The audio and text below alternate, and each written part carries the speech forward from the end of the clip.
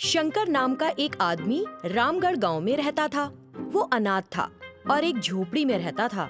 शंकर बहुत आलसी था। जब भी उसे भूख लगती वो गांव में घर घर जाकर खाना मांगता और जो कुछ भी लोग देते वो खाकर अपना पेट भर लेता। गांव के लोग उसे डांटते भी। अच्छे भले हो, कुछ काम क्यों नहीं करते हो तुम? जाओ और जाकर कुछ काम ढूंढो, समझे? उनके ताने सुनकर एक दिन उसका ज़मीर जागा और वो पास के एक शहर कुछ काम करके पैसे कमाने निकला। लेकिन भावुकता में ये नहीं ध्यान रखा कि जा कहाँ रहा है। रास्ते में अंधेरा होने लगा और वो चलते चलते थक भी गया था। तब वो एक जगह सुस्ताने बैठ गया और सब ओर देखने लगा। वो ये देखकर चौंक गया कि वो परसिला पाड़ू के पास है। आसपास के गांव वाले परसिला पाड़ू से डरते थे। लोगों का मानना था कि उस गांव के मलबे पर जो कुछ साल पहले नष्ट हो गया था, भूत और शैतान आकर लड़ाई करते थे। इसीलिए वहां दिन के समय भी कोई जाने की हिम्मत नहीं करता था। जो लोग ये बात नहीं जानते हुए रात के वक्त वहां गलती से पहुंच गए थे, वो सुबह में अधमरी हालत में मिले थे। लेकिन गरीब और आलसी शंकर वहां पहुंच चुका था। कुछ साहस जुटाकर उसने आसपास एक बार नजर घुमाई तो कोई भूत नहीं दिखाई दिया। उसे कुछ रस से भरा एक मिट्टी का घड़ा मिला। उसने उसे ले लिया। जब शंकर ने आधे से ज्यादा वो रस पी लिया तो वो भूल ही गया कि वो कौन है और कहाँ है। पगला सा गया। एक दीवार के पीछे खड़ा भूत ये सब देख रहा था और सही समय का इंतजार कर रहा था। शंकर ने उस रस को पी लिया था और अब अपने आपे में ही नहीं था। उसने भूत को देखा और उस पर चिल्लाया, तुम कौन हो? तो भूत जोर से हंसा। मैं भूत हूँ, मुझसे कुश्ती करोगे? शंकर को उसके उकसाने पर तो जोश ही आ गया और उसने भूत की ओर देखा। लेकिन वो भूत एक भूत की तरह नहीं दिखता था। गले में मफलर, लकड़ी की चप्पलें, कान में बालियां और शेर की मुद्रा वाले कंगन पहने भूत एक विद्वान लग रहा था। शंकर आपे में था नहीं, जोश में बोला, आ जाओ, कुश्ती करता हूँ। दम है तुम में? आओ, आ जाओ, आओ आओ। ऐसा कहकर शंकर खड़ा हो गया और सोचने लगा कि ये बुढ़ा तो एक मुक्के में ही गिर पड़ेगा। लेकिन भूत कुश्ती में निपुण था और वहां आने वालों को कई सालों से पीट रहा था।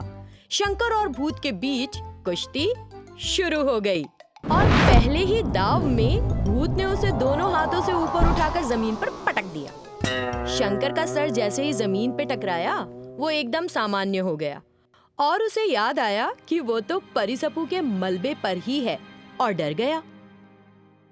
अरे भाई, मुझे छोड़ दो, मैं यहाँ फिर कभी नहीं आऊंगा। इस तरह शंकर ने भूत से प्रार्थना की। पहले तुमने कहा कि तुम कुश्ती करोगे, है ना? तो चलो करो फिर। ऐसा कहकर वो भूत उसके सीने पर चढ़ के बैठ गया और उसका गला दबाने लगा। शंकर डर गया। उसने सोचा कि मरना तो निश्चित है, फिर क्यों ना आखिरी कोशिश की जाए। तुरंत उसने भूत का सर पकड़ा और उसे नीचे खींच दिया। उस भूत के सर पर एक छोटी सी चोटी थी, हाथ की छोटी उंगली के बराबर। जब शंकर ने उसका सर पकड़ा तो भूत ने अपना सर छुड़ाने के लिए जोर से आगे पीछे हिलाया। इससे भूत की चोटी निकल गई और शंकर के हाथों में आ गई। कितना दर्द कर रहा है! भूत कराहा और शंकर को छोड़कर उठ खड़ा हुआ। ओह, बच गया। ये सोचकर शंकर खड़ा हो गया। भूत की चोटी अभी भी शंकर के हाथ में थी। शंकर, मेरी चोटी मुझे वापस कर दो।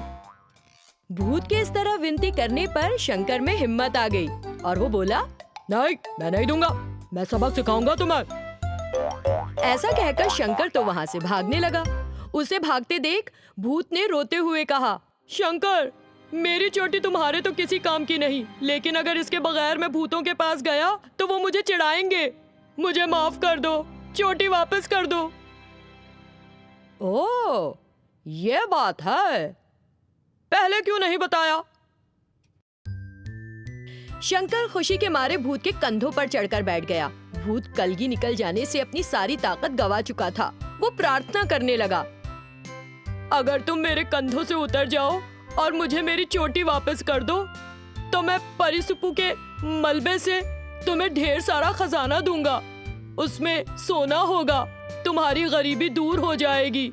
सुन लो शंकर, बात सुन लो मेरी। उसकी बात सुनकर निकम्मा शंकर तो बहुत खुश हो गया। वो सोचने लगा कि उस खजाने की बदौलत वो आसपास के गांव का जमींदार बन सकता है। लेकिन उसने कुछ सोचा और फिर भूत से बोला, ठीक है, पहले खजाना लेकर आओ, फिर चोटी वापस करने के बारे में सोचूंगा।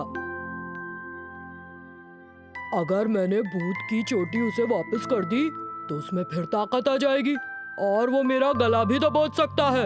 उधर वो भूत परिसपू के मलबे पर गया और एक बड़ा सा खजाने से भरा घड़ा लेकर आया जो चमक रहा था।